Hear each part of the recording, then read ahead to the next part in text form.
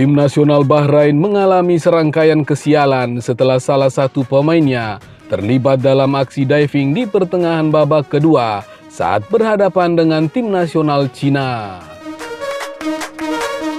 Pertandingan Bahrain versus Cina pada matchday kelima grup C putaran ketiga kualifikasi Piala Dunia 2026 zona Asia pada Kamis 14 November 2024 malam waktu Indonesia Barat tuntas dengan skor 1-0 untuk kemenangan Cina. Mohamed Marhon, gelandang Bahrain, menjadi sorotan ketika melakukan aksi diving saat laga masih berjalan imbang 0-0. Pada menit ke-58, Marhon terjatuh di dalam kotak penalti saat berusaha melewati bek sayap Cina, Zheng Xiangyang. Tindakan tersebut jelas dimaksudkan untuk mendapatkan penalti.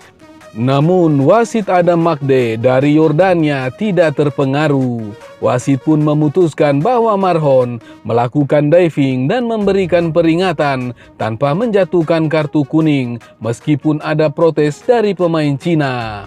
Ini bukan yang pertama bagi Marhon. Saat menghadapi Arab Saudi, dia juga melakukan diving.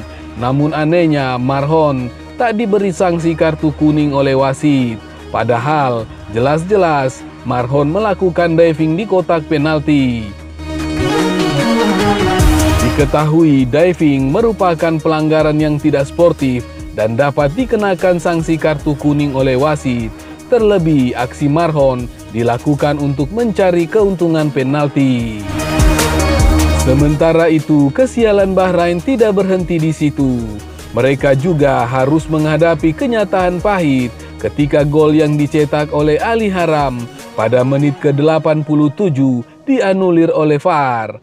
Gol tersebut dibatalkan karena terjadi offside dalam prosesnya.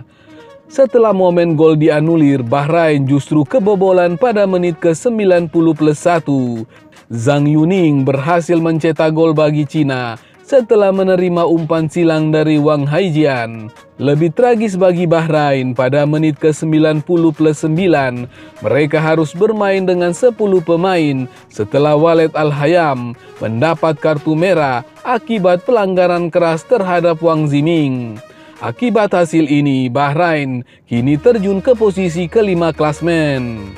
Bahrain hanya mengumpulkan 5 poin dari 5 pertandingan yang telah dilakoni. Sementara itu, Cina berhasil naik ke peringkat 4 dengan total 6 poin dari 5 laga yang mereka jalani.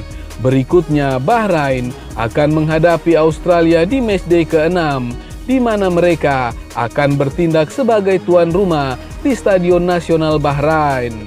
Duel ini dijadwalkan pada Selasa, 19 November 2024 waktu setempat atau Rabu, pukul 01.15 waktu Indonesia Barat.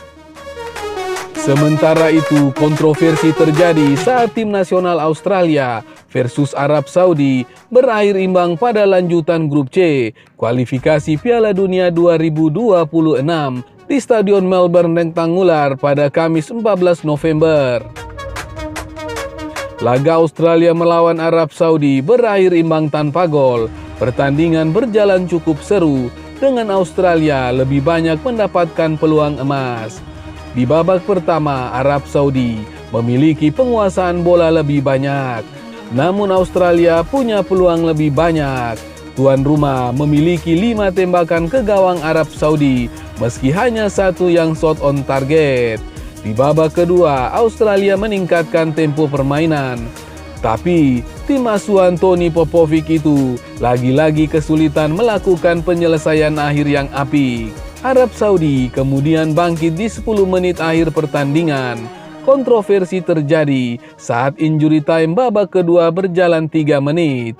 Arab Saudi berhasil mencetak gol lewat tendangan Sultan Al-Ghanam. Namun wasit Adel Ali Ahmed asal Uni Emirat Arab menganulir gol tersebut. Lewat VAR, wasit Adel Ali menganulir gol karena menganggap Ali Al-Bulaihi dalam posisi offside saat gol terjadi.